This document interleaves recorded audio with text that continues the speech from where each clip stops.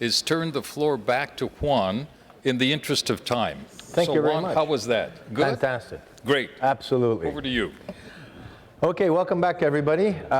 Just before we went on break, we initiated an audience poll. So I just wanted to do a quick check-in to see how that poll is doing. What security measures are covered by your testing? So here are the answers that we have so far. Access control and passenger and baggage screening are number 1, followed by aircraft protection and protection of screened people and goods from unauthorized access, with the others following close behind. So, I don't think that we have too many surprises, but let's see how that goes, because we only have 35 people that have responded. So please go on your application, go into the Slido portion of your application and provide your feedback so that we can have a more comprehensive result. Having said that, we're going to continue with a couple of audience polls to keep the interaction, or questions, to keep the interaction going with the audience. One in particular that has generated a little bit of interest with 10 likes. John, I'm going to tackle you with this one. Should oversight and quality assurance focus more on process requirements or outcomes to be achieved? All right, thanks, Yuan. I was actually, I had to think about that question for a second, but I had an interesting conversation with Phil yesterday in the hallway, and we basically touched on that, recognizing that what makes an effective security regime is the processes, the procedures, the training, everything that actually basically makes a framework in place, an effective framework. However, when you're doing oversight, sometimes we tend to focus on the process a lot. An example would be certification. Certification, you can have the best certification process ever, but at the end of the day, if you're only looking at the process, then you're maybe missing out something on the outcome. So you may have a certification process for instructors, but if your instructor is not a subject matter expert or does not necessarily have teaching principles that he's been applying for the last 2-3 years, then guess what? Your training may not be as effective as you think your training is. So I think process, procedures, you need oversight on that, but you also need to look at the outcome. Are we actually achieving the outcome we want to achieve? So when you're looking at your oversight, you have to go a little bit further and say, okay, that's a different way of doing things. Are you achieving what you want to achieve? Okay. Thank you. Thank you very much. And another question that we're going to tackle is, because we've been talking a lot about risk so far and managing risk, or risk models, where does oversight fit within a risk management framework? Phil, do you want to take that one? Sure, I'll have a go. I think it's an absolutely key and fundamental part of it. There's a famous saying that what isn't measured isn't managed, and I think if you're not monitoring or measuring your response to a risk, then you're not managing it. So sooner or later, if you're not conducting oversight, then performance will drop. We do quite a lot of work at home to try and correlate the level of oversight with performance. And it's still early days actually in that work, but clearly there is some correlation going on there. And as I said, if you stop oversight or you don't have it in the first place, then you won't achieve the optimal levels of risk management that you want to. Thank you very much. Very good points. For the audience, obviously we're not going to be able to answer all the questions. However, please submit your questions, and as they're coming in and the ones that are getting more interest, I will try to make sure that we address them along the way. For now, though, I'm going to try to go back to the subjects that we had prepared.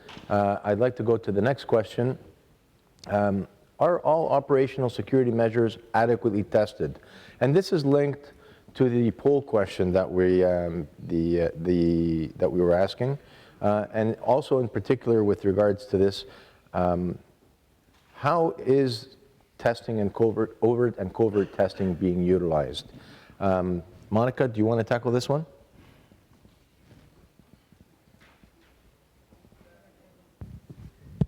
Hello? Yeah. Thank you, everyone.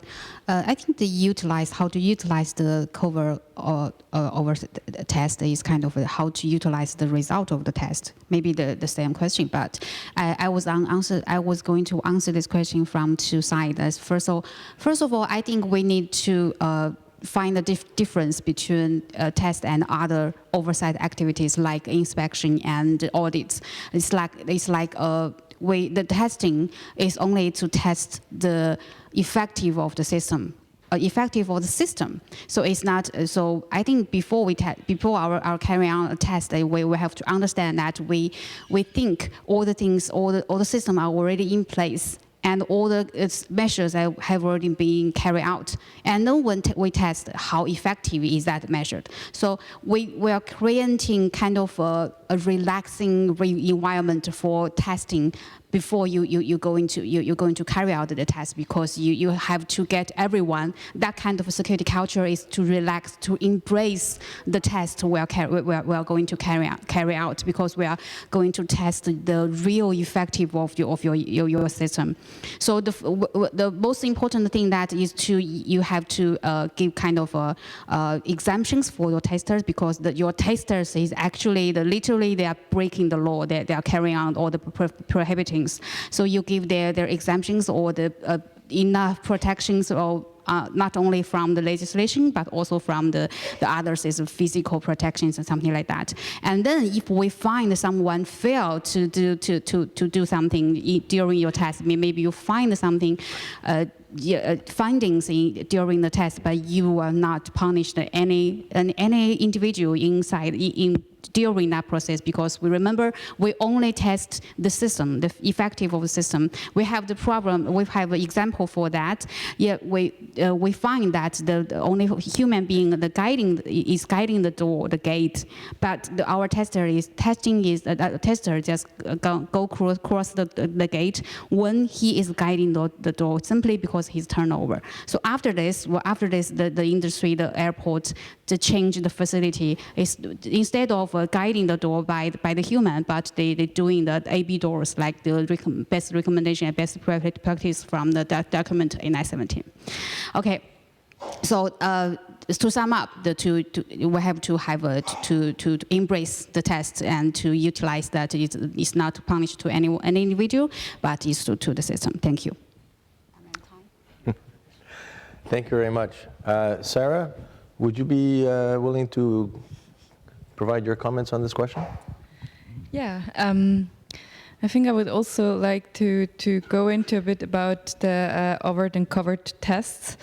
I think the question is how can we utilize those best, and I think utilizing those best is by actually really utilizing them and utilizing them a lot.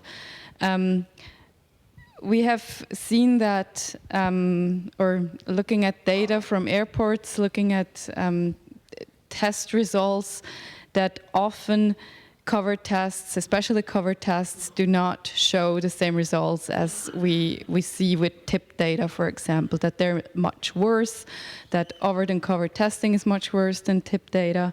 And I think this is simply the case because it's not performed so often. So screeners do not expect this. So they do perform their tasks, they work on their checkpoints, they look at images, and if it's not a tip data or they see a threat, it's not a tip image, they don't know what to do. So they do not know what the process is. They might not really know what is going to happen, and maybe even doubt that they really saw something and just clear it. So I think by using especially cover tests more often is really an important tool or testing tool to use to improve performance, to improve test results, and to really improve also security quality.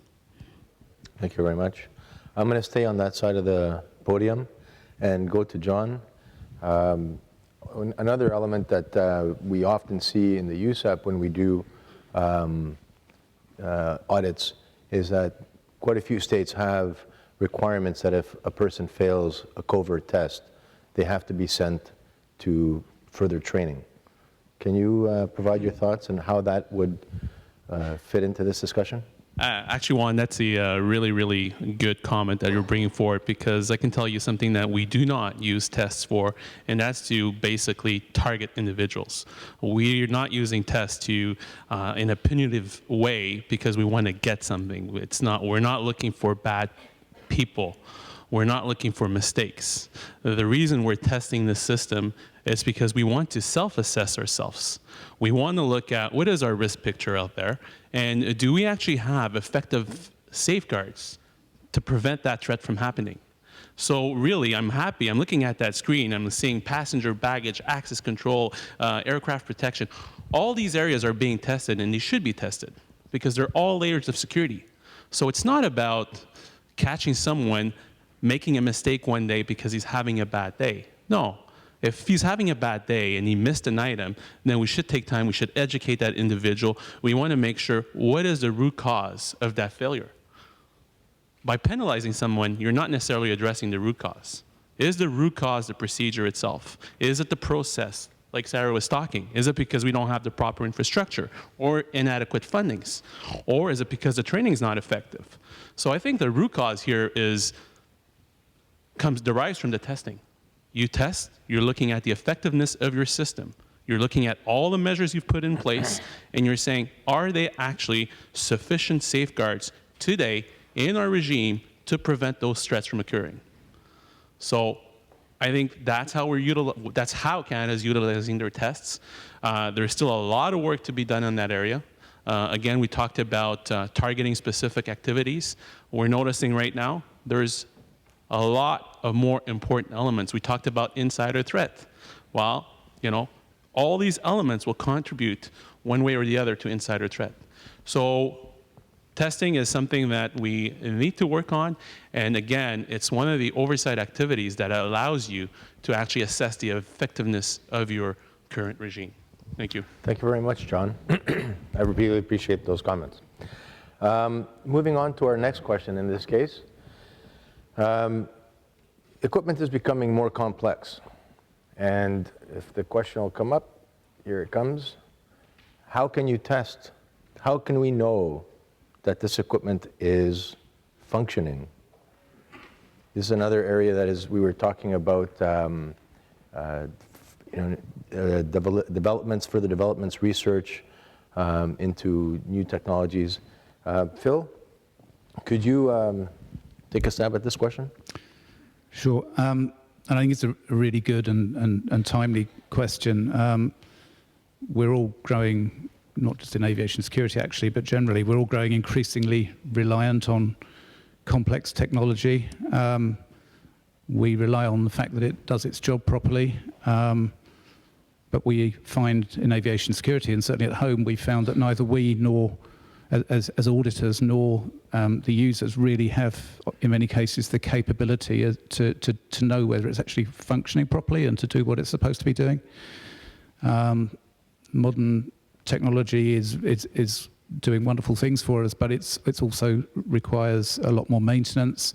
It's difficult to maintain and test, and its performance can be quickly compromised, can deteriorate over time, or if it's moved.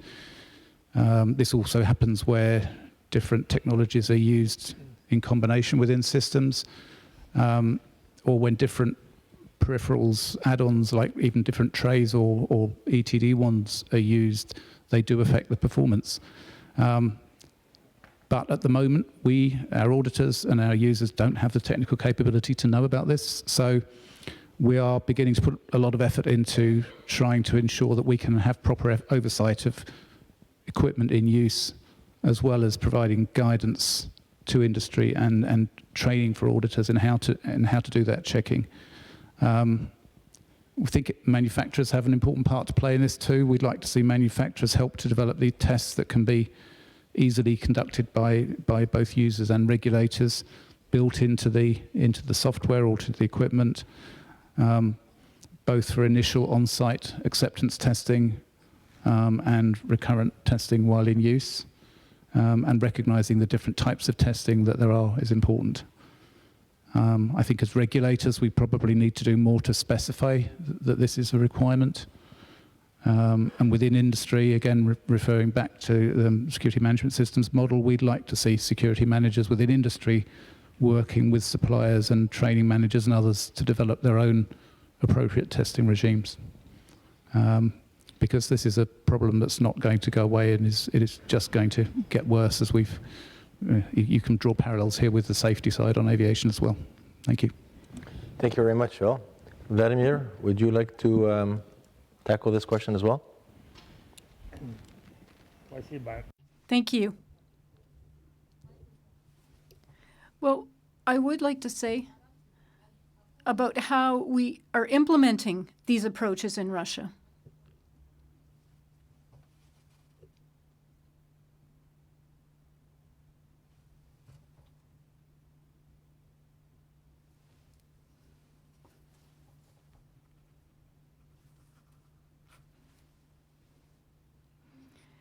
I was testing the microphone.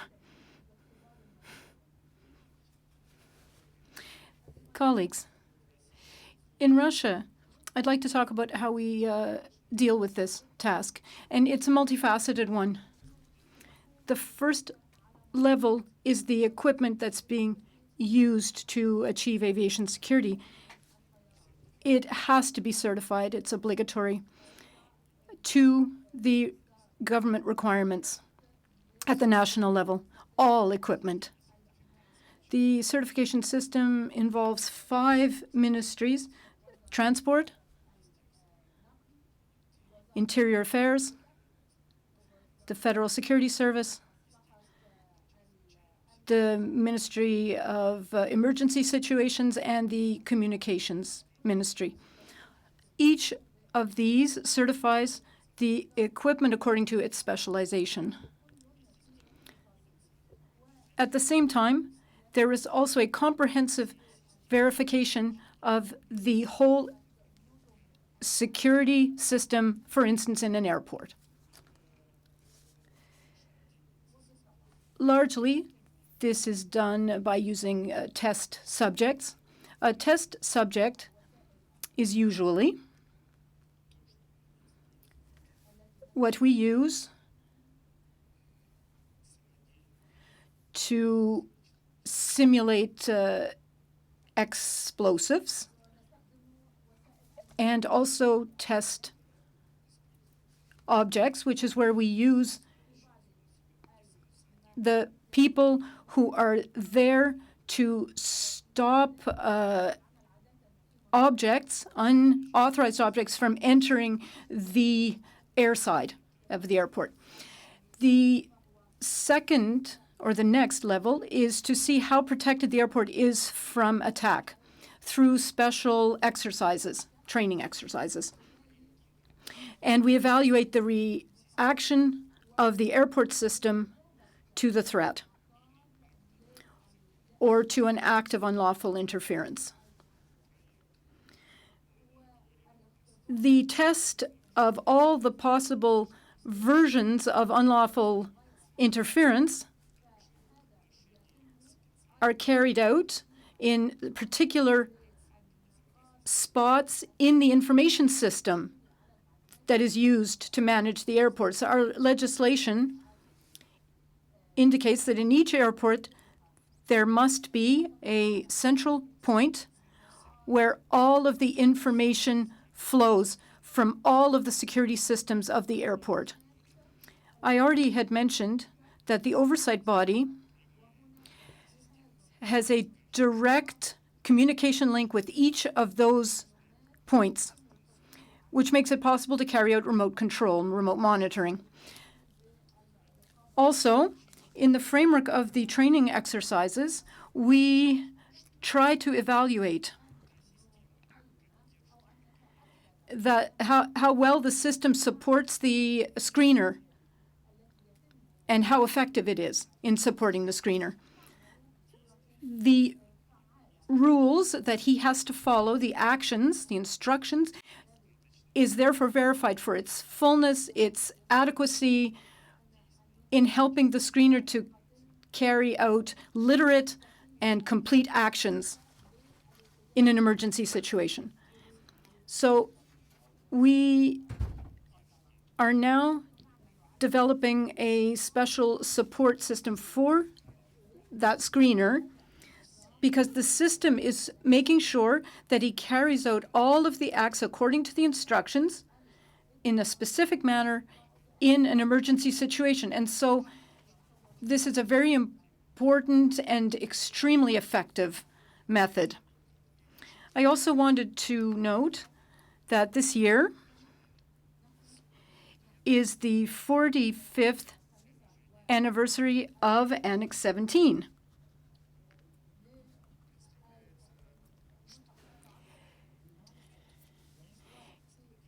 And this is an existing and acting standard in which ICAO plays a harmonizing role where the requirements of the states are concerned regarding equipment, performance, and characteristics. And we believe that the role of ICAO must increase in this area. We would like to see type minimal requirements be issued for screening equipment, at least for screening equipment. That would be useful, that would be effective. For the huge army of developers, of equipment manufacturers and developers, we want it all to meet the ICAO international standard and not just meet the national standards. Thank you for your attention. Very much, Vladimir. Very interesting points, and certainly a very interesting thing that we have to look at also the information that we are managing and making available, making sure that it's actually up to date for the people that are using it. I want to go on a slight side note here, not necessarily directly related to quality control, but he had the presence of mind to mention the 45th anniversary of Annex 17. But I was just told that you just had your own birthday recently and had 70 years this week. Is that right, Vladimir? 7 years, your 70th birthday this year? Yes? So please, everybody, 70, yeah, I think he's being embarrassed. But 70 years, so Vladimir's been around for a lot longer than many of us and has seen Annex 17 and aviation security grow through a very extensive growth. And it's very interesting to have his knowledge and wisdom with us on stage. Sorry for doing that to you. But Спасибо. Actually, thank you. Thank you for the congratulations. The psychologists were saying that a person is supposed to live 140 years. So I've only managed to do half of that. I'm still very, very young. John, would you like to go back to our question and talk about how we make sure that complex equipment I thank you, Juan. I don't have 70 years of experience, but I will get there eventually, I hope. I'm looking at the question here. How can you test complex equipment? It's an interesting question because what really brings complexity into the equipment itself? And if you look at equipment, you got to look at the system as a whole. What makes it complex is not necessarily the equipment itself, but it's the entire processes, procedures, people around the equipment. So really, there's two types of testings.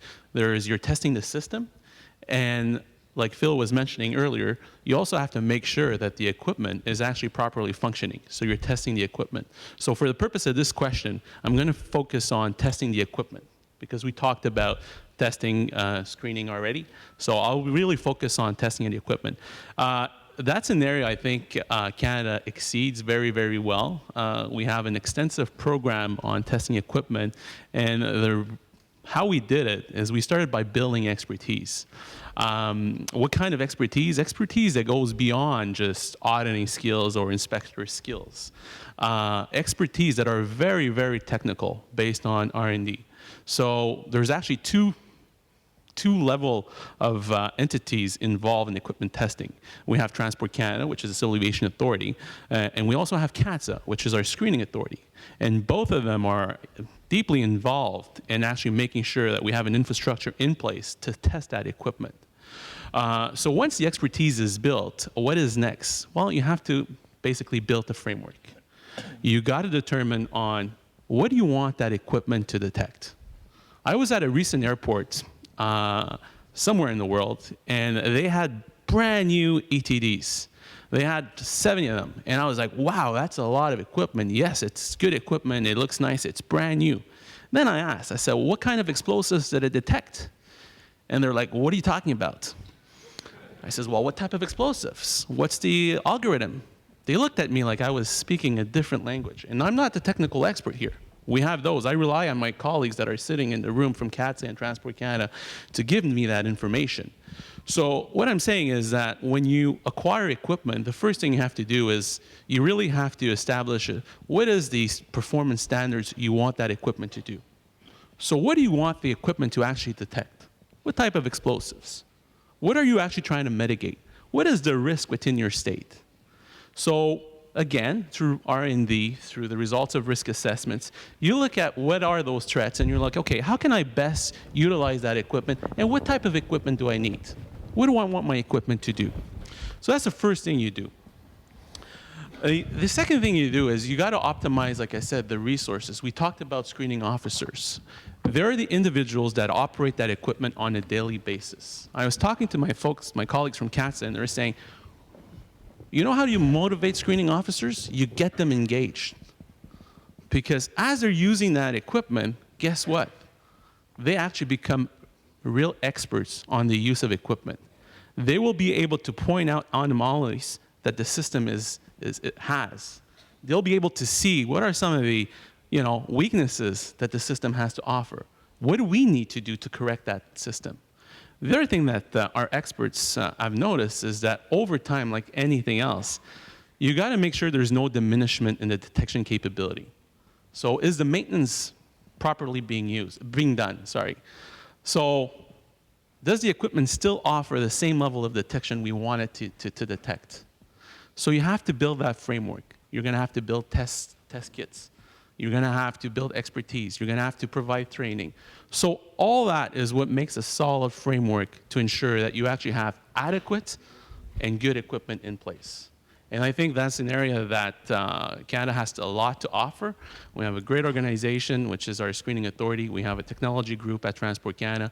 And basically, that's what they do full time. They make sure that we have the proper equipment. And that's just excluding the entire process that goes around the equipment. Processes, procedures, training, people. So all that is basically the recipe for effective screening equipment. Thank you. Okay, thank you very much, John. On the human factor side, I'm going to turn to Sarah to talk about the human interaction with that equipment. Would you like to add something on that? Yeah, thank you. I think the point that John just made is really, really important, that the screeners or the employees that use this equipment, they're becoming experts in using it, and they also sometimes maybe find ways to use the equipment that is not how they are taught or how it's regulated or how the process goes, but they learn how to use it in a way to be more effective. So you need to figure out how to improve the human-machine system and not just the machine. I mean, of course, there needs the technical side of it needs to be properly tested. It needs to be reliable. We need to make sure it's valid, it's reliable, it works, it does what we need it to do. But then it interacts, the human interacts with this machine, and they actually sometimes find out ways to use this machine in different ways, so to improve, as I said, this human-machine system.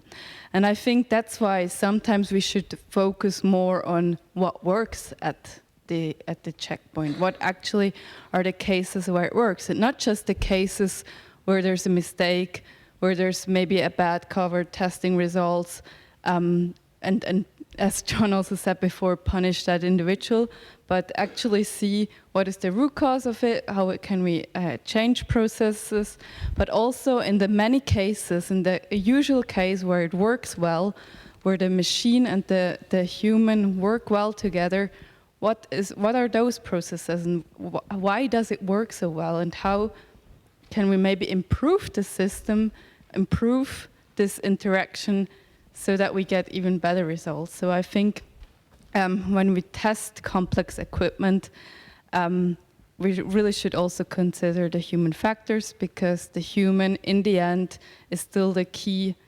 factor in most processes, in most decisions that need to be done. It's still the human and not the machine. Thank you very much, Sarah. Okay, with that, what I'd like to go and look at is to bring the next polling question up on screen so that we can start answering, because it's going to be not the next subject, but coming up. But just to give you time to start thinking about what that question is, and to give your opinion on where big data fits into the world of oversight.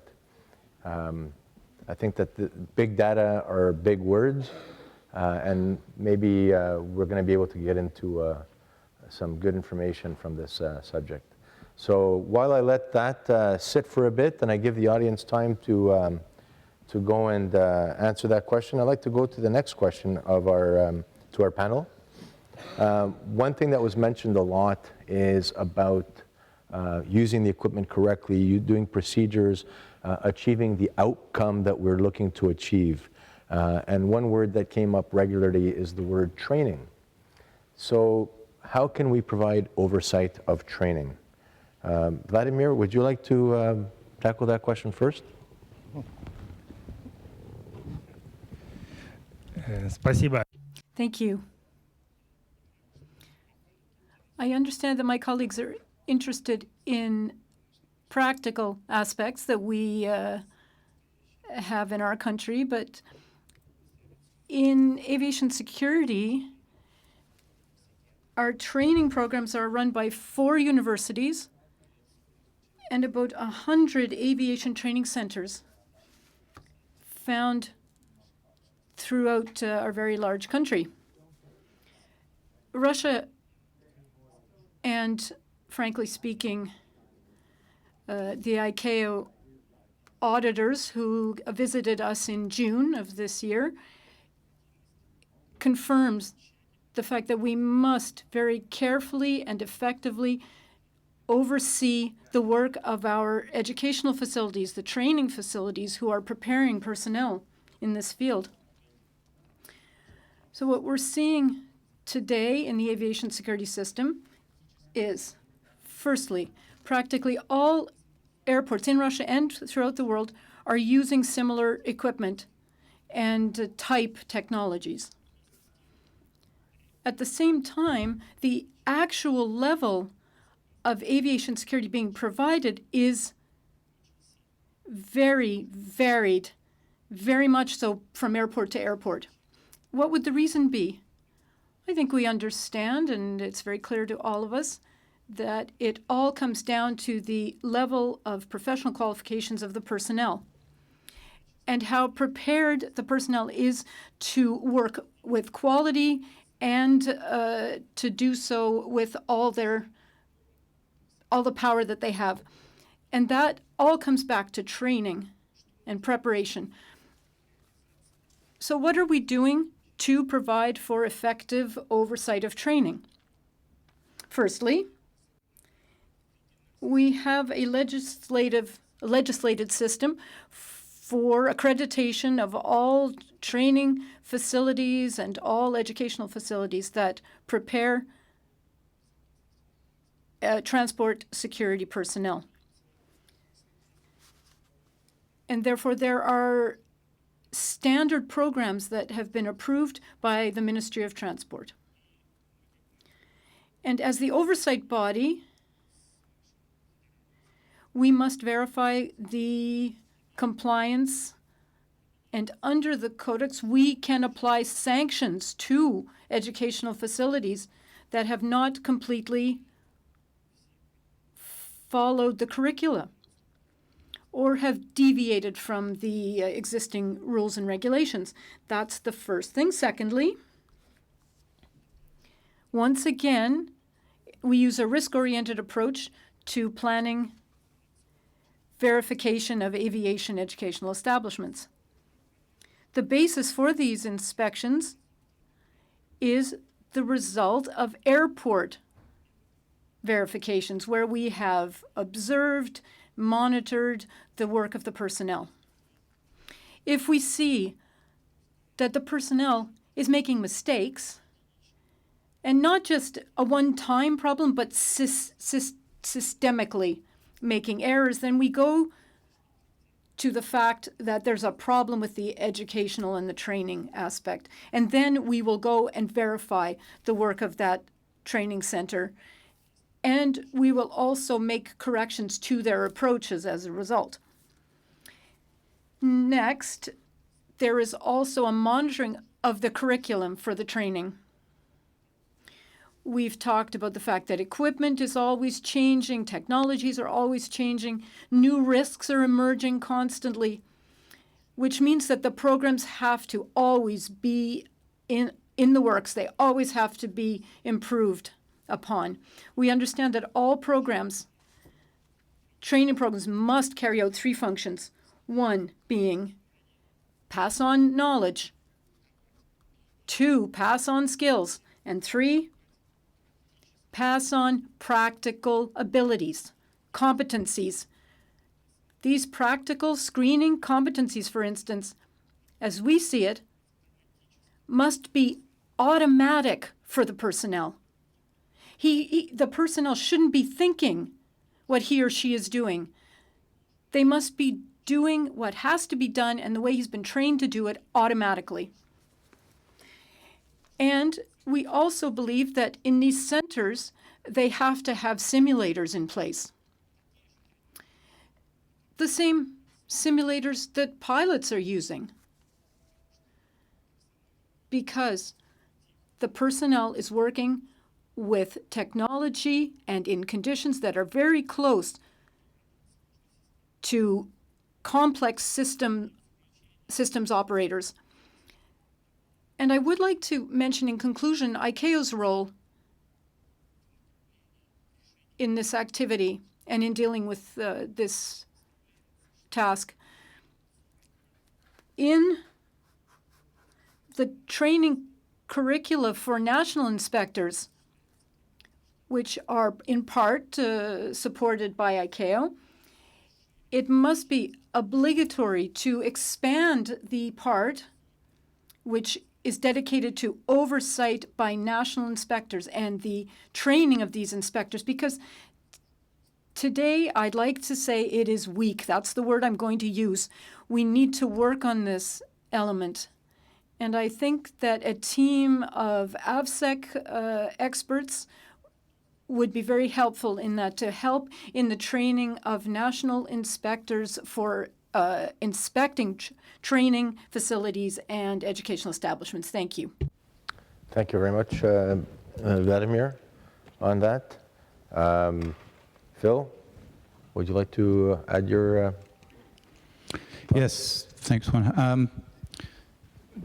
Training, as reflected in the poll earlier, is a key driver of performance in aviation security, just as in many, many other walks of life. In the UK, training for aviation security is delivered partly by entities themselves and partly by third-party providers. And I was really quite shocked to find the other day that in the UK, every year, nearly 200,000 mandatory training courses are delivered.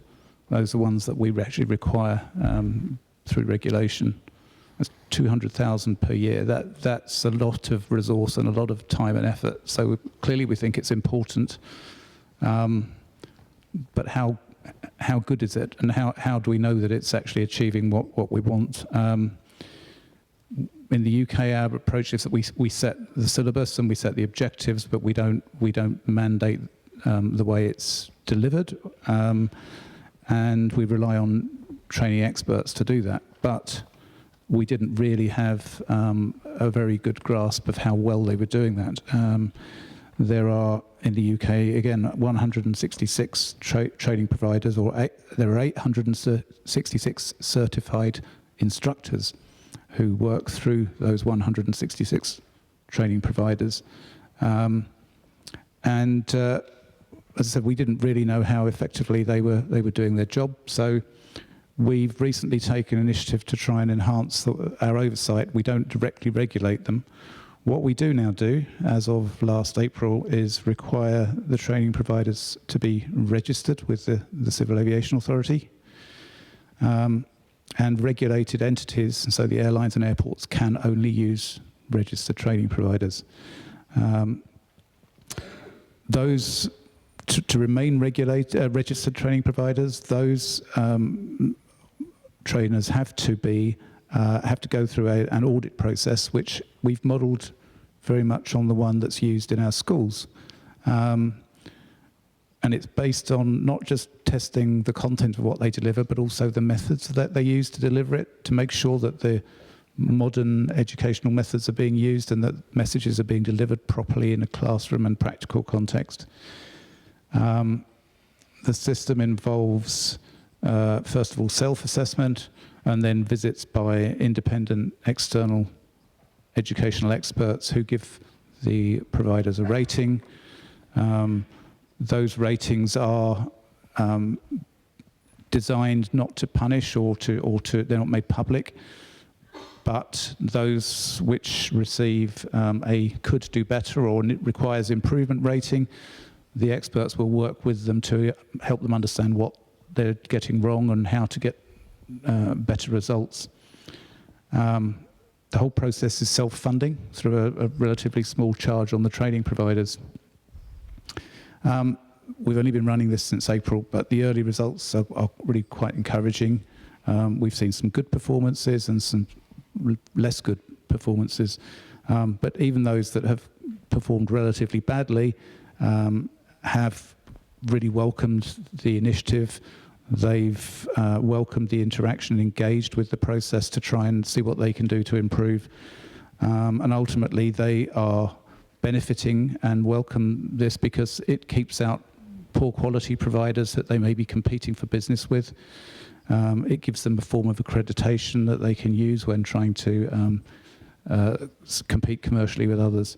And we think, as I said, it's very early days in this process, but we can see it's already delivering quite important improvements. So it is possible. It's not easy, but we think it's important. Thank you very much. Nuno, do you want to give your experience in training oversight? Yes, thank you. Training is one of the most important area. Back home, as any other country, we have a very high level. We have the national training program, which is, among other things, has the provision for the curriculum for each AFSEC category. And also it has provision for the certification of AFSEC personnel to include the instructor. So far we have 16 certified instructors, and only them can provide training for the AFSEC personnel.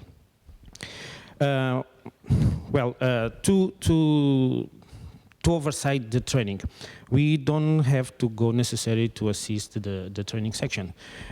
We have to approve all the course content before being delivered. They have to submit it. Actually, it's a standard course, and they have to follow the content. It's like the ASTP that ICAO has. Well, another way to oversight, we can go to assist one section of the training or even the entire section to, like Phil said earlier, to ensure they are delivering the training in a proper way. The message, they are passing the message to the AFSEC personnel. Also, feedback form is a good way to analyze what went during the training. Even though anonymous, but we can get some information from the training. Again, facilities and the training aids, we go back and we inspect them, all these aspects, to ensure that the facility, the resources available are adequate for the training. And again, during the day-to-day operation, for instance, I think John was talking about the testing.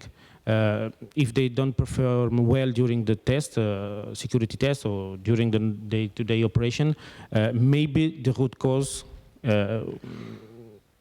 if we go back, is because the training is not adequate. So the day-to-day operation also can give us a good insight regarding to the quality of the training. Is also a good way to oversight. When I say day-to-day operation, I can include also the number of incidents that occur during the operation. If we go back, maybe is the training which is not adequate. So, in short, this is the means that we oversight training by home. Okay, thank you very much. Thank you. Sarah, from the human factors of training, I know that we had a little conversation about that before coming on. We are running short on time, but I don't want to take away from your response. I think I don't really have much to add. I think my former speakers or the former panelists summed it up quite nicely, what is important for training, what is important for quality assurance of training. And I think it is important to see training as a key factor of security and of security quality. And I was also very happy to see that was number 3 on the poll of the audience. So I think that's a good sign. And to do quality assurance with training, I think evaluation of training is very, very important to adapt training, to adapt procedures of training if it doesn't work, if test results are coming back not as they should, and so on. So I think to include the evaluation of training, 4 factors should be considered, I think. It's how do trainees react? So how do screeners react to the training? What method is used? What methods work maybe, as John also said? Not John, Phil, sorry. Do you use a simulator training? Do you use coachings? Do you use live work? And so on. How do screeners react to it? How much do they like to use these training methods? I think is an important factors. Then to control what are the actual learnings of it? What did they learn? So to assess the training progress, to assess if they get better in training, but then also to assess, do they get better in live work? So the assessment, I think, is in 2 levels. Do they progress in training, but also do they progress in live work? Do they progress? Do they change behavior if that's the goal of the training? And I think in the end, it's really to look into results, to look into test results, and if they're not the outcome that then it was hoped to be, if the criteria are not achieved, to really go back to see what can be changed in training. Thank you very much, Sarah. I'd like to bring up the poll question again and carry on to our next question, our last question for this session. I know we're running out of time. It seems that a lot of people are basically saying that big data is important and a critical tool in quality assurance. So our question is, the era of big data has arrived. How can this be used more effectively? Can we bring it, can big data be used for oversight? Monica, do you want to? Yes, thank you. I know we are running out of time, and I will be precise. and be sure for that. And I think this is a question I raised at the very first beginning, and Juan asked me that, what do you mean by big data which used to oversight? And I think big data, the error has already arrived. The big data simply means all the information we generated during our operation, not only from the government, but also from the operations. So I think the big data here, we're talking about oversight. Also, we're talking about big data, like all the information intelligence we use into risk assessment, and all the things that we use to oversight, and all the legislation information, all the things can be called like as a reference of a big data of oversight. But I'm talking about I'm more emphasize on the big data of all the findings. We need to look. Stay focused on all the findings, not only our national oversight system, but also our internal quality control system. That's first of all about our national quality control, national oversight system. We find all the findings, but if we don't keep tracking about all the findings, if we don't analyze this, we don't gather it together and to find if there are any frequencies or any common issues we find in all the findings. So all the findings are useless after they were being solved. So there's an experience from our side that for last year, for 2018, during our national oversight activities, we find over 1,800 findings to our airports and airlines. But most of them I've already solved in time. But during these findings, we do a kind of a close research on that. We found the most common issue coming from the airport is to renew or to maybe to keep update their security plan, and also the access control. To the airlines, we find the most common issue is to the protection of the aircraft. So we found the most vulnerable point of our airports and airlines. So during that, I think the big data will be much more facilitated and useful to our quality control and oversight system. So that's what I want to mention, and I think we need to do that, and we need to do that regularly to help us. Thank you. Thank you very much, Monica. Vladimir, do you want to give your experience?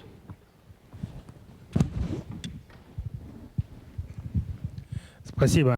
Thank you. I believe that maybe we should rephrase the question. We're talking about whether or not big data can be used. I think we need to talk about how it should be used effectively. And I don't see that question here. The biggest value that big data has is strengthening the awareness of risk through an increased amount of information on events. In Russia, as I mentioned, this is a task that we are dealing with through special federal legislated requirements on creating a single state information system for security.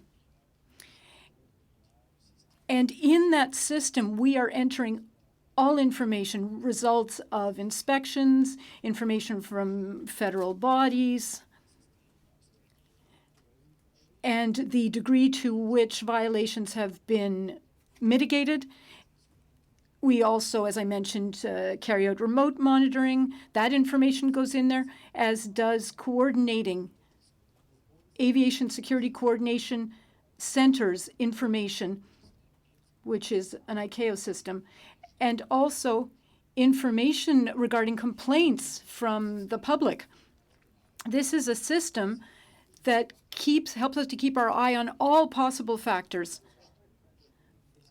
I do believe that all of us have big data in our systems. Perhaps we're not using it to the best effect, but that is our Coordination Center, the ICAO Aviation Security Coordination Center, and our AVSEC media, which we are trying to make best use of. And I see that as big data in its entirety, the full definition of big data. I also believe we need to bring this down to the regional level as well. I feel that our working group on aviation security at the regional office of the European and Atlantic region, we are looking at this issue. We think it's very important. And it is part of the GASP already. But there's still much to be done, so thank you.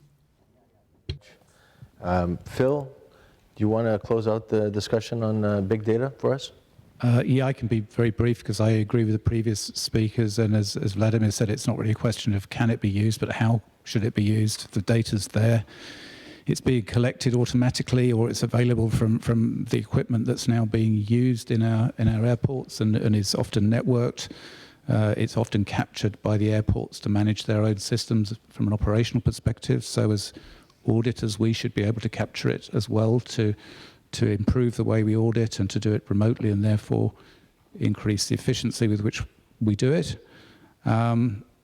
It's a very fast evolving world, of course, but there are new techniques there which can help to look for patterns and anomalies which can really help speed up the auditing process and find things that we might not notice otherwise, which is not to say there aren't challenges, and some of the challenges that we're finding in trying to develop this ourselves are to do with data quality, of course, and uniformity. So while you've got poor data or missing data or different types of data coming in, it's quite hard to combine it. But those are technical problems we need to overcome. So the short answer is, of course, yes.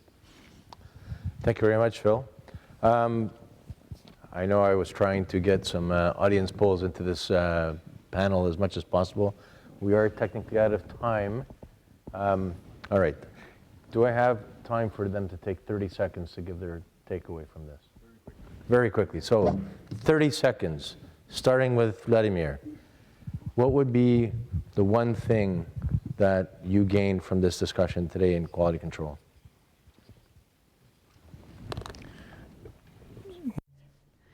Oh, it's hard to pick one specific thing. I think that the Global Aviation Security Symposium that we are participating in is an amazing forum for exchanging opinions between states, between business, and exchanging expertise that we have in our field. It makes it possible to discuss relevant issues. It's unique. It's a unique opportunity to get together and exchange our best practices with all of you, with experts that are world-class experts. I'm so grateful to the ICAO Secretariat that they support these kinds of symposiums. It's extremely important, and we are receiving an immense amount of information here. And to all my colleagues, I would like to say that I want us to continue to work as a single massive team involved in the most important issues out there, protecting the life and health of our citizens who take the planes on a daily basis. This is a social duty for us, and I'm proud of all of you and your work. Thank you. Thank you. Phil? Thank you. If I can cheat, I've taken two main lessons from this. I think one is it's really struck me how much there is in common between all of the problems we face. We all face very similar issues despite the different systems we work in. And the second thing is the need that we all are expressing to evolve the way we do oversight as technology and systems and other opportunities and challenges are arising. we need to make sure that oversight processes evolve in a commensurate way to meet those challenges. Thank you. Okay, I think the main objective, we achieve the main objective, which is to share knowledge among us. It is a process. The feeling is we need more, we want more, but it is a process. It starts now, and it can continue. Thank you. Yeah. I think for me the biggest insight is really to see oversight and quality assurance as a support system, to recognize failures, mistake, but to use that as a support system, to use that to adapt a security system and not to see it just as a punishment of certain individuals. My biggest takeaway is that quality control, quality assurance, oversight should not be seen as an obligation only. It should be seen as a best practice. And as we've seen, there is leverage here to basically optimize global expertise. So we should be working closer together. Thank you. And the last one. So I should say, I agree with you all. Okay. But more than that, of course, I think we're in the same world, and we need to work close. And so I think I gained a lot during today's discussion, like John's security culture and Sarah's the empowerment of the screeners. I think that's much more pressure, and also for the equipment testing. And I think for this one, I think for all the manufacturers is sitting behind or in the back. I think like Nuke Tech, something the manufacturers, they need to focus about the test, right? Some job you need to kind of carry out. Thank you. Thank you very much to all the panelists. Thank you all the audience. I really hope that you gained as much as I did from their wonderful experience, and I found this extremely educational. Thank you very much, everybody.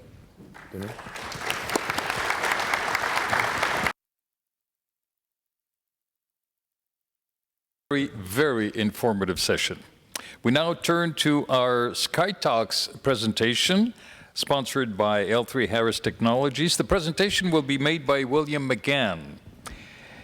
William is the Chief Technology Officer, and he has taken on a new role at L3Harris Technologies, leading the innovation and technology development at Commercial Aviation Solutions. A major initiative is to drive an externally focused business strategy with the global markets and its customers. Prior to this, Bill served as the VP and General Manager at L3 Technologies, Security and Detection Systems Division, where he led a team focused on the design and development of state-of-the-art security detection systems for aviation and critical infrastructure markets. Bill, it's nice to have you back. There he is. Thank you very much.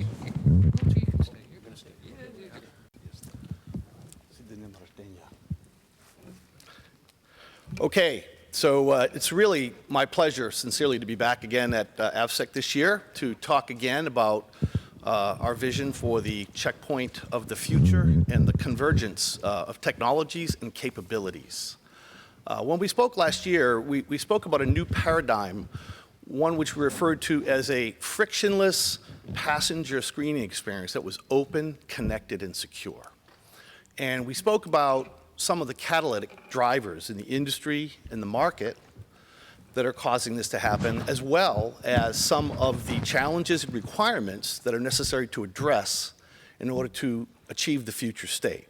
So what I'd like to do today is quickly remind us all in the room of what that vision was, but then pivot to talk more specifically about the progress that we've made at L3Harris Technologies in the year since we've been here, because we've actually done some things to address the vision. So just to start off, we defined the goal as having an open, connected, secure passenger experience that was driven in a highly automated transportation environment. We spoke breaking that down into a series of elements in our approach to say, look, what do we mean by this transformation process of open, connected, and secure? And we have to talk about architectures.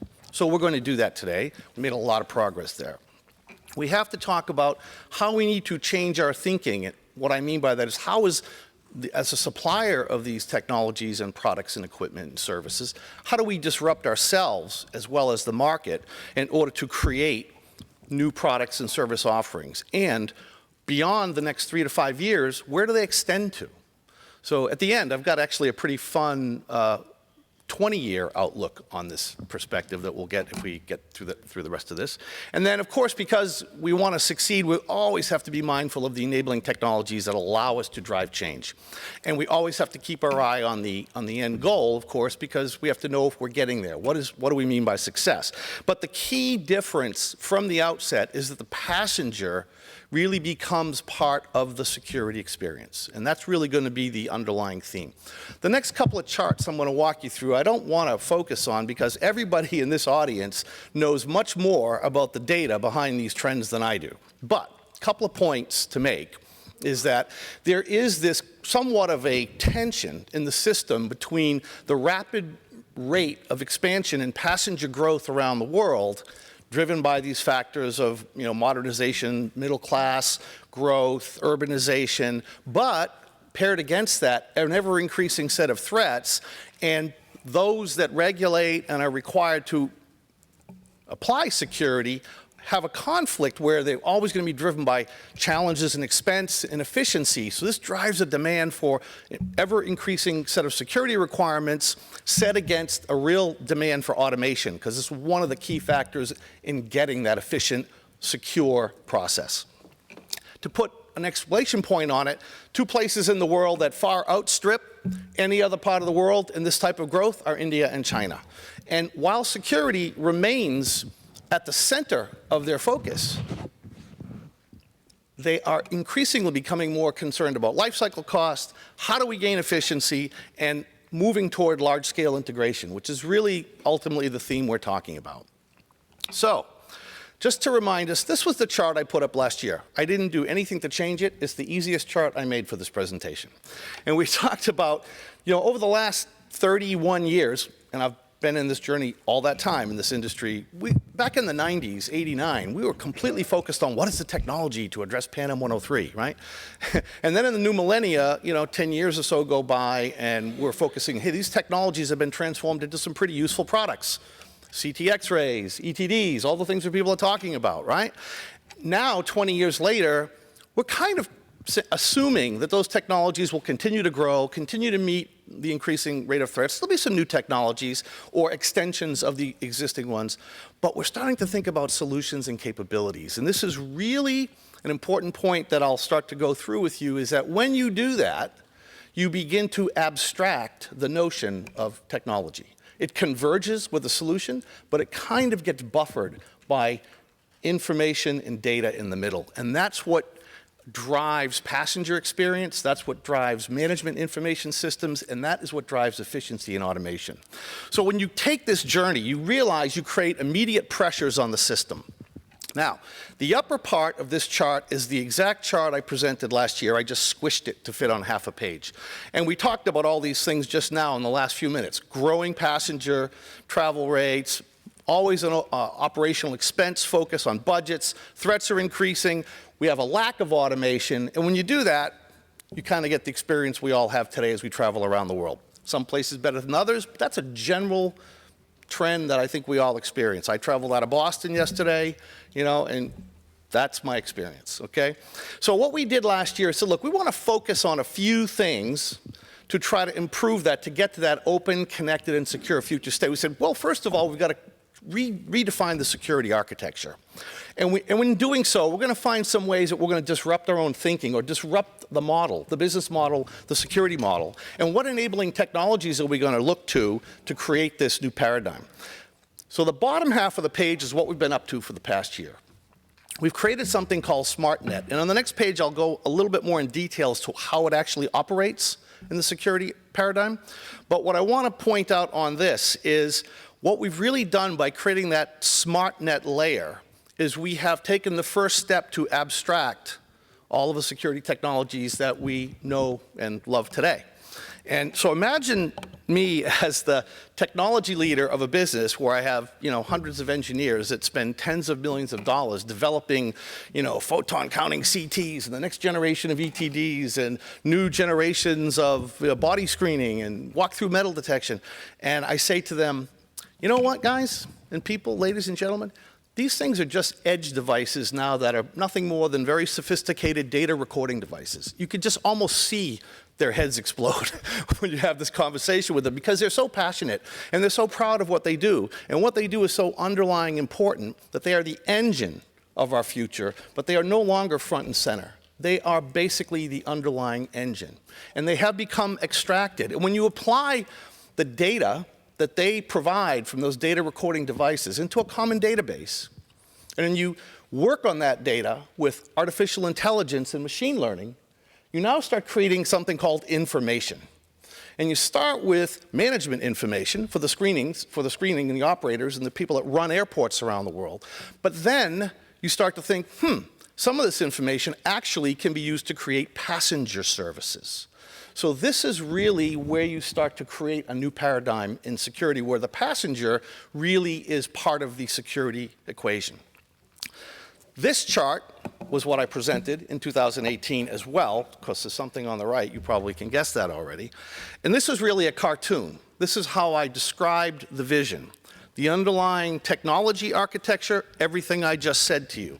All of these discrete security detection components, conventional X-ray, CT, ETD, AIT, hold baggage systems, tray return systems, you name it.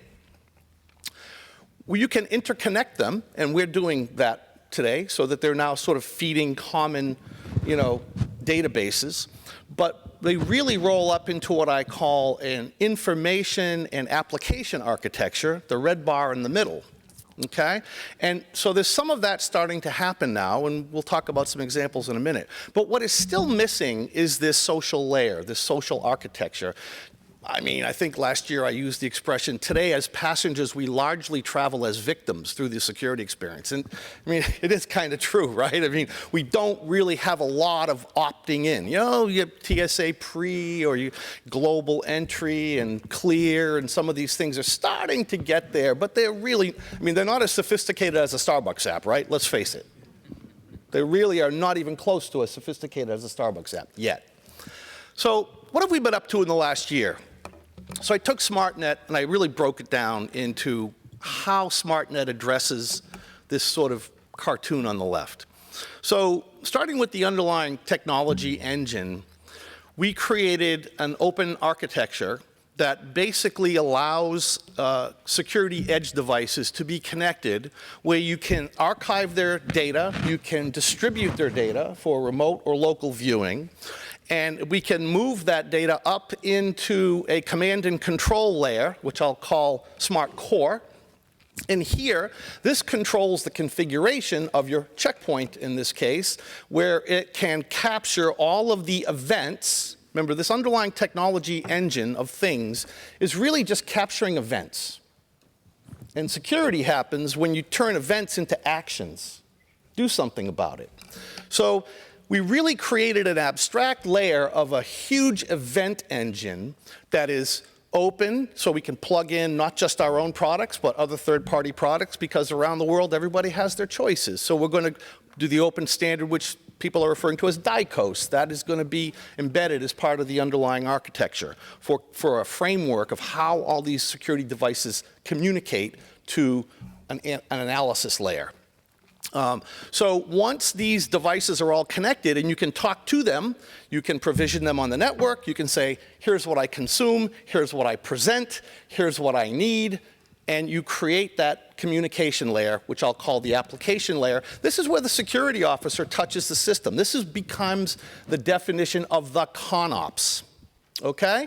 So what we've done is we've abstracted all that command and control and that event engine, and we've buffered it with something called SmartNet, which is like a middleware layer of the architecture that takes all of that data and turns it into information. It is the information highway of the network.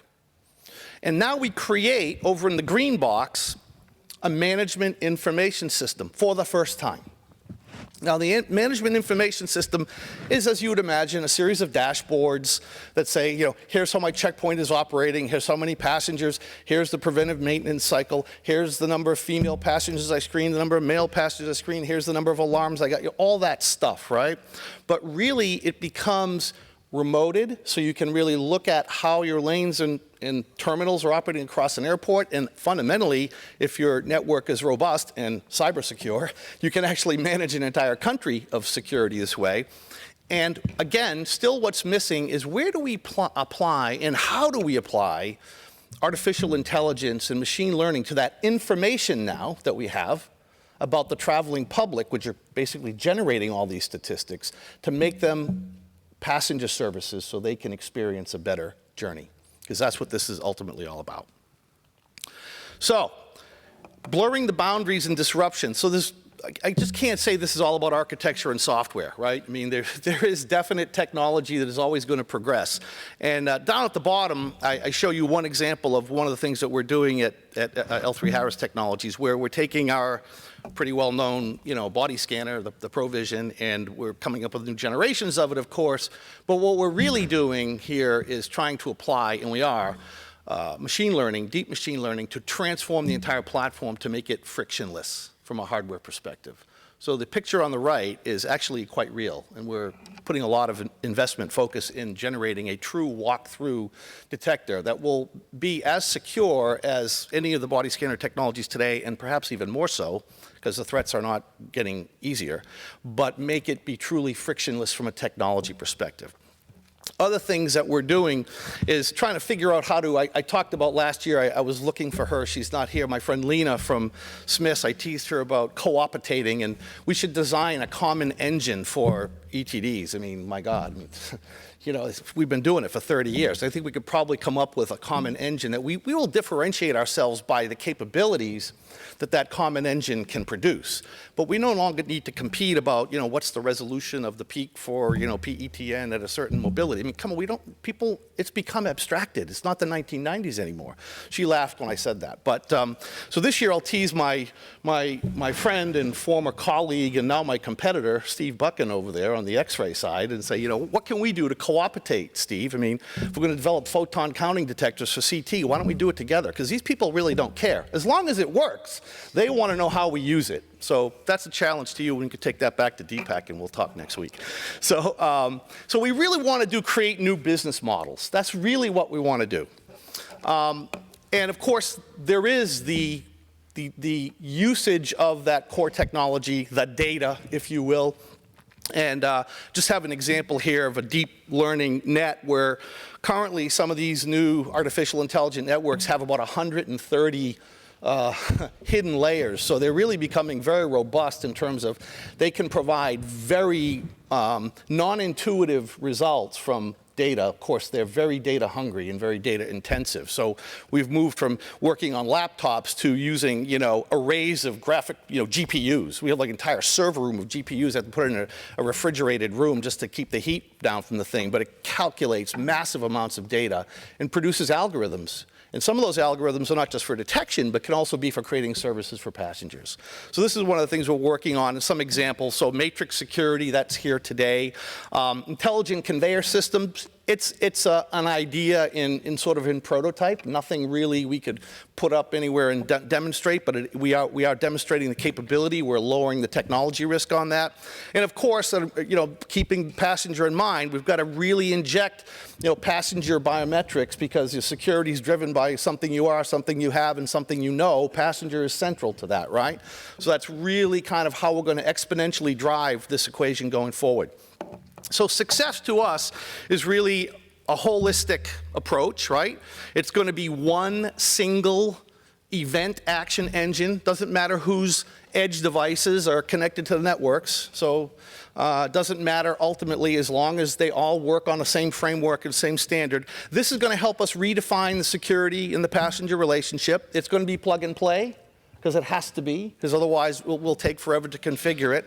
And so we kind of take our view. Of course, on the right is really our stuff, but we could imagine putting other people's equipment in each of those elements of the flywheel. And we view it as a continuous journey of taking the benefits of what systems do today, completely and continuously improving them. And it was really interesting to me in the last panel where we started, the last question was about big data, because this is really all about how do you turn data into information and turn information into services that people want and create that passenger experience.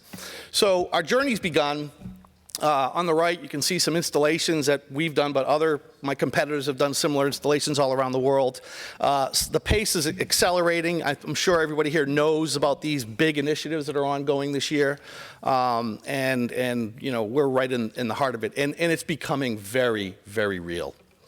So I promised, by the way, we can't do this without a team, and you're part of that team. So it's a community.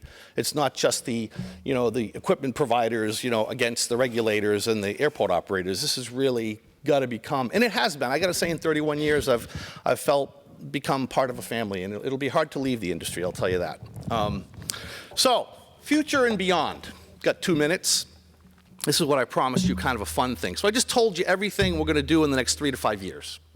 Data, use AI, technologies become services, ultimately capabilities. What goes beyond that? So some things you might imagine, augmented reality for predictive maintenance. We're doing some of that with one of our training companies. Native passenger security, that's sort of the security app, that will sort of give you and the screening community confidence that from your point of origin to point of destination you are secure. Okay, but then there's this thing called unmanned applications, and I'm going to show you something about that in a minute. We've created an incubator project, and I guess I'd call it Air Uber. Okay, so, and it's kind of interesting I'm in a very small part of L3Harris Technologies and the security side of commercial aviation systems, but it's a big company. Right? And it does many, many things in communication and defense and aviation. And so this is actual data from a conference that we attended. It's a $1.5 trillion market in the next 20 years. These are unmanned taxis, and they're used for inspection. They're going to start out by inspecting rails, because that's fairly important and somewhat innocuous. They're going to then start transporting goods. Well, FedEx is playing around with that idea with drones delivering packages, but this is going way beyond that. This is actual passenger delivery, and it's just become, and those big names down in the bottom, they're Embraer and Boeing, and these companies are actually investing lots of dollars. These airships actually exist, and people are experimenting with them. So here's our view of how we're going to do this. We're taking that same flywheel that we just focused on with just the checkpoint security, and us relegated that down to the 6 o'clock level. We added a whole bunch of other stuff. We're going to leverage all of the other capabilities and the technologies underlying them of our business. So, for example, we do all the collision avoidance systems on aircraft. We provide the black boxes for the aircraft. We're going to leverage that. We have a lot of command and control, not necessarily in my business, but in the organization. And we have all of the ground-based and air-based communication. So we think that if this really emerges over in 2040, as someone I was talking to at the break, we actually should have a play if we really want to extend what we're doing today for checkpoint security and check bag security and extend it to the world. So we're really excited to do that. I have 4 seconds. I'll stop and say thank you. Bingo. How's that? Terrific. Thank you, Bill.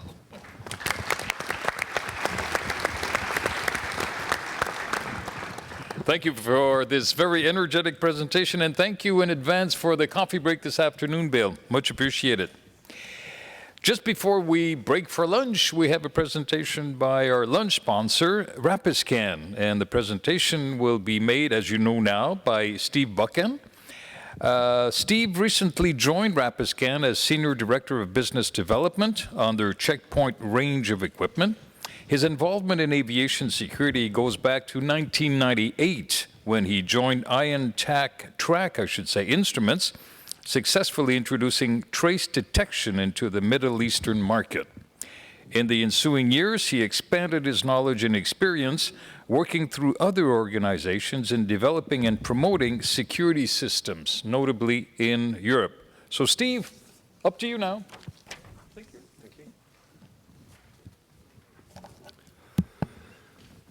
Good afternoon, ladies and gentlemen. Thank you, Denis, for your very pleasant introduction there. It's an absolute pleasure to be here at this symposium, and I feel privileged being able to give this presentation, and also look forward to joining us for lunch later, which I hope will be a very tasty lunch. The main thrust of my presentation is to give you a flavour of what is happening in Europe with regard to the introduction of cabin baggage scanners with advanced explosive threat detection capability. Over the past 3 to 4 years, the EU has been working with ECAC and manufacturers to put together regulation to enable the deployment of EDS-CB, the title of my presentation, at passenger checkpoints. So, EDS-CB, what does it mean? Okay, which one? Tom? Okay, great. Sorry about that, just learning how to use this. So, EDS-CB, what does it mean? It is an acronym standing for Explosive Detection System for Cabin Baggage, and relates to the cabin baggage scanners, cabin baggage scanners with automated threat detection, or ATD capability, as I mentioned earlier, with the purpose of increasing the level of security, improving the passenger experience, and improving airport operation. So, why has this been going on? As we all are aware, the journey through the passenger checkpoint has, over the last few years, become slow, laborious, and somewhat cumbersome. Passengers have to remove large electricals and liquids from their bags. They have to be told, either verbally or via signage, to do this, requiring airports to instruct their security staff to make sure this happens. All very time-consuming, as well as being both frustrating, for both staff and passengers. With the introduction of EDS-CB, which is slowly starting to happen, these frustrations will start to be mitigated, enabling a more free-flowing passenger checkpoint. The EU AVSEC regulations have already been amended to allow the deployment of EDS-CB. ECAC has devised common testing methodologies, or CTMs, to qualify EDS-CB, and many scanners do now have the necessary qualifications to enable deployment, either when it is mandated by the EU, which it isn't yet, or by member state regulators independently, which some already have. There are 3 standards of EDS-CB that have been included in the regulation, all of which have a common testing methodology. They all have their own CTM. The 3 standards are C1, C2, and C3, with C3 having the most exacting CTM, but giving the most benefit in alleviating the current frustrations at the checkpoint. So, in ascending order, we first of all have C1.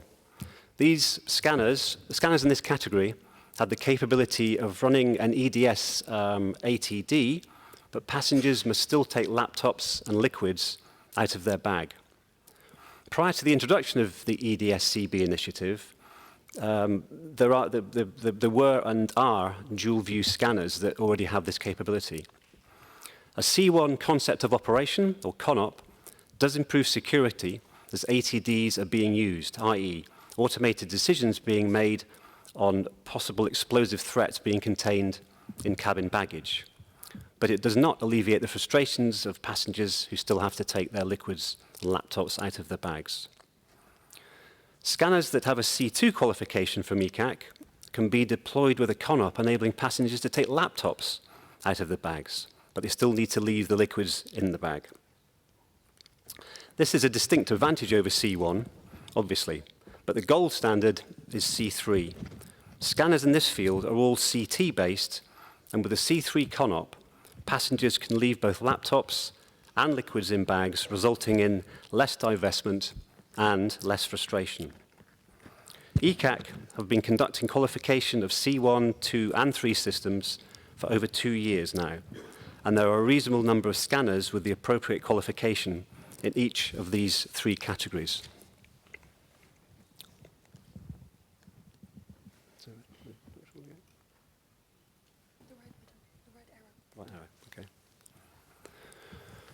So, what of the future?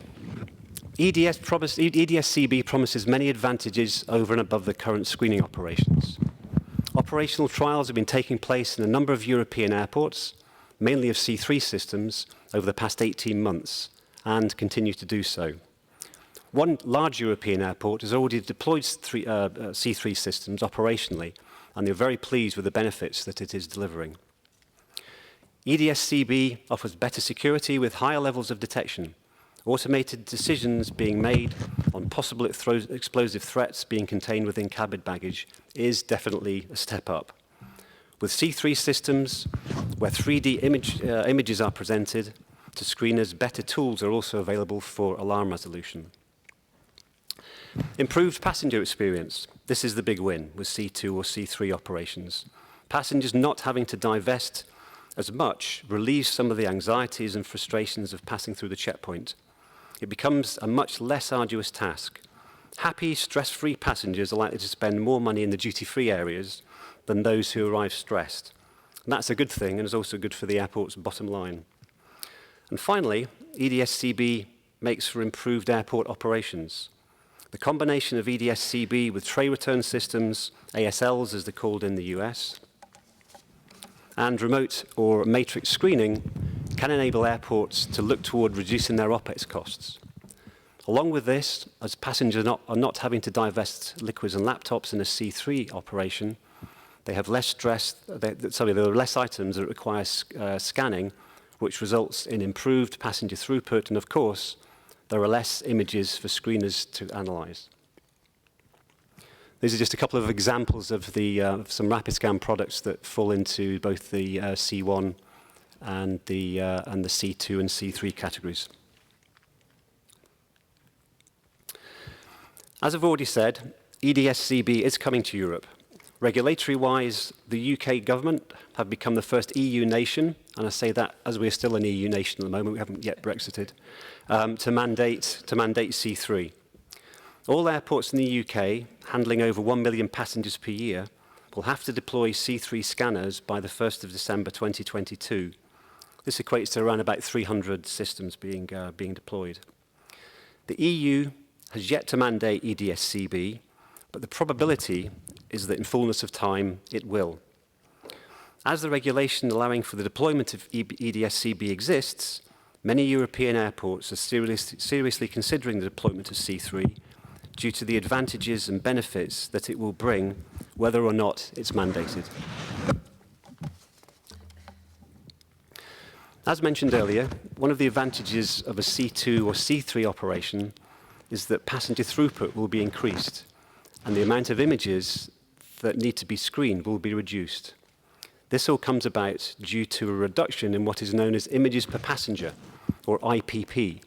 In other words, the number of items, for ease, we'll say number of trays a passenger uses to place their items into. In current operations, the IPP can vary on average in Europe from, say, 2 to 2.5, depending upon the time of year. Passengers have more stuff in the winter than they have in the summer, so that's why there's the difference. With a C2 operation, where passengers can leave laptops in bags, the IPP can reduce quite substantially. Just think of the numbers of people passing through airports with large electricals. It's probably the vast majority. It goes without saying, but I will, that with less IPP, there are less trays to screen, so the whole process speeds up, resulting in higher and quicker throughput of passengers. A win-win situation. Interesting point to note is that in existing screening operations, one of the most common reasons a bag is rejected by screeners is that passengers forget to take liquids out of their bags. This can amount to between 15 to 20% of all rejected bags. So in a C3 operation, this situation goes away immediately. As I already alluded to, only CT cabin baggage scanners have the technical capability at present to deliver a C3 operation.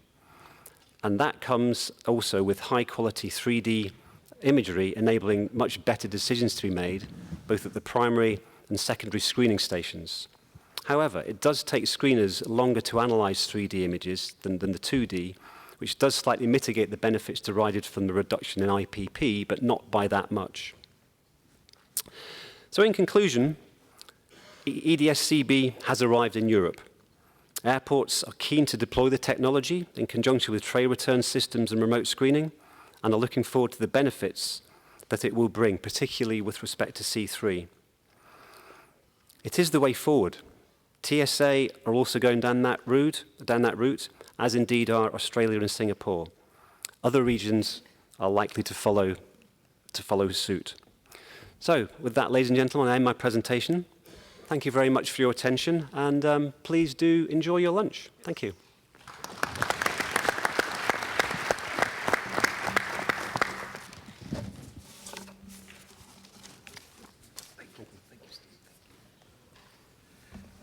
Thank you very much, Stephen. Thank you for lunch. I think we're ready now for lunch, for a delicious lunch. Just a quick reminder of the presentation at 1:50 in the Assembly Hall of the explosive detection dog, Barbie.